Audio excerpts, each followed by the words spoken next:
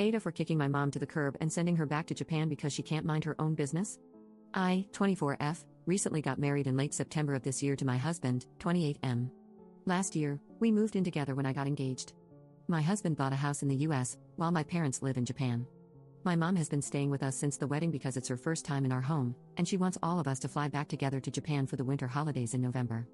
My mom has always been a very controlling person throughout my life. For some background to explain her personality, she's always had high expectations of me, very hypercritical of my looks, academics, talents, and more.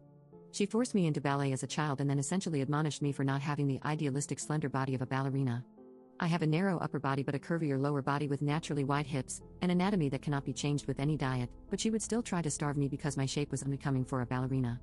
She would not let me play in the sun or join sports. Additionally, she would not let me cut my hair, I could not hang out with friends after school. It involved extra tutoring, extracurriculars, and strict routines. If I upset her in any way, she would smack me on the palms of my hands until they were raw. Even if I had a fever and was at home from school, she would still come into my room and sit on my bed to make me study. Even when I was delirious, I had to stay conscious, participate, and provide the right answers. I had a rough upbringing, to say the least. Anyway, I've largely addressed most of these things as I've grown up and become independent of her. But a few issues persist. She is incredibly nosy and still tries to critique my life and all of my decisions. My husband is of Japanese/Korean/American descent. When she first saw a photo of him, she was swooning. However, as soon as I told her about his background, she had a problem with his race. She said such horrible things, some of which still echo in my mind today. I have a better relationship with my dad, but he is very submissive when it comes to my mom. My husband is the only person who can assert control over my mom. He is very assertive and blunt, with an intimidating aura. Unfortunately, he is the only person who can put her in her place. To find her way around this, now my mom waits until he is out of the house to confront me. Ever since she's been living here, I feel like prey in my own home. She's been snooping around the house and did a lot of it while we were gone on our honeymoon. We have a detached garage next to the house. My husband uses the main floor garage, and upstairs, he converted it into an art studio for me. My mom has gone through my studio and looked through all my journals and sketchbooks. She has gone through our closet, my clothes, personal items, jewelry, and most recently, my personal toy drawer. I basically have a drawer in our closet in which I keep all that stuff. We put a lock on it for obvious reasons. She started degrading me about it, and I was so upset that I was streaming with tears. It was only when I threatened to tell my husband that she admitted it took her several days, but she eventually found the key. When she invades my privacy, she won't admit to it, but I'll know she has seen something private of mine that she doesn't like because she will not so subtly hint at her disapproval. It shows in her behavior, attitude, and general vibe that she's displeased. Then, she pokes me over and over again to force me to play a twisted guessing game with her. It is nauseating. And painful. I know she's my mom, and I will love and take care of her no matter what. She has her good moments too, but her personality is so exhausting. I'm sure my dad is having a great time in Japan living alone while she's with us here. I feel so guilty about it, but I look forward to having space from her again. I am counting down the days. When I see other people and their closeness to their moms, I can't relate. I feel really sad about that. That's partly why I think I try so hard to bring my mom close, but her behaviors and judgments always hurt me. I wish I were stronger, but I admit lately I don't have the energy to deal with her. Tonight, she was getting physical after having too much wine, while yelling at me about my decision to take a break from work. Luckily, my husband came home early. I ran and got behind him for cover. She kept trying to reach around him to grab me. She was not listening to his calm voice, so he had to raise his voice to her, and that's when she stopped suddenly and just went to her room. When she acts like that, I feel so anxious. I was holding my partner's shirt in my fist so tightly I didn't realize my nails were digging into my skin. I left her water, ibuprofen, and a small meal at her door. I just know for about a day she is going to give me the silent treatment and start refusing to eat. My husband has given her a final warning for her behavior, or else he will send her home. Update 1. I am unfortunately back on this website because I am at a loss for how to wrap my head around a new situation, which honestly feels like retaliation or some kind of attempt at asserting control. Specifically, in this scenario, she has been criticizing our home in the most unnecessary ways. We purchased our home brand new, turnkey, and we have put a lot of work on top of that as well. However, my mom takes great satisfaction in finding faults in minuscule details, which she claims is constructive. She has been obsessed with the guest room closet. It is a large walk-in closet, as this guest room is actually the main floor master. When we put her up in this room, I had explained to my mother the reason there is shelving on only one side of this closet is because we explicitly requested this from the designer during the finishing.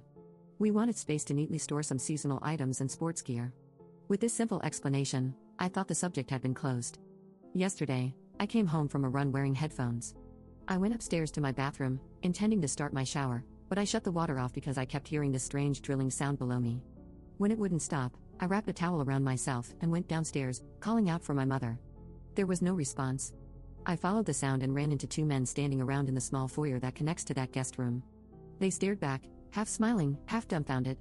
I was so shocked, I just froze. My mom appeared behind me, which gave me another scare. I almost screamed. She said something like, "My name, oh my, put some clothes on, stupid girl," in Japanese. I was speechless, crimson, embarrassed, and I got myself out of there. I finished my shower, got dressed, by which time the men had all left. I confronted my mother. Without asking me or my husband, she found these random men online, invited them into our home, and had shelves put in. They are probably not even certified or a real company, and the shelves don't even match. I will now have to remove them and clean up the wall. I feel humiliated and disturbed at what I can only assume is a twisted power move. I have to pay for this service because my mother claims she does not have the money, but also says, "It is your house."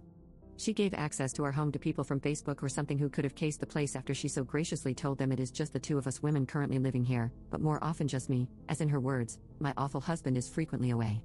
I have been having a hard time falling asleep at night because I'm worrying about getting robbed or worse. I live in a secluded area on an acreage surrounded by woods, absolutely surrounded. I can't even see my neighbors. Since my husband had warned her to keep her behavior in check, I feel like it is absolutely fair to send her back to Japan early.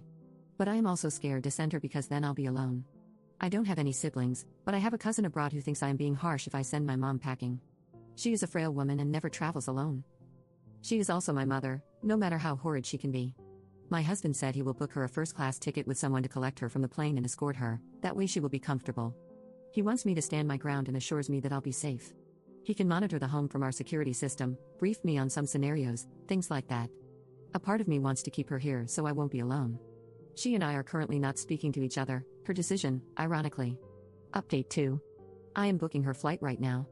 She is feigning an aura migraine, asking me to take her to the emergency room, which I am not doing. So now I am being accused of letting her suffer. We have pain meds at home, and there is nothing the ER can do for an aura migraine. I'm going to try to take her phone away because she will 100% call her own ambulance. I regret letting her back into my life so much. This is the first vertebra I'm gaining in hopes of one day growing a spine. I'll probably explore my excessive guilt around this decision in therapy. In the meantime, I'll try to keep reminding myself I've done the right thing. Update 3. My mom's flight was at 2 a.m., direct with no stops.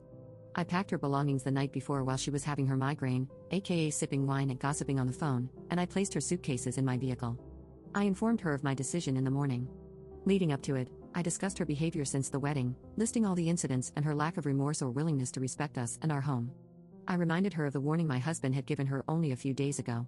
And that as a result of her actions, I will be following through with his warning in his absence. She will be going home.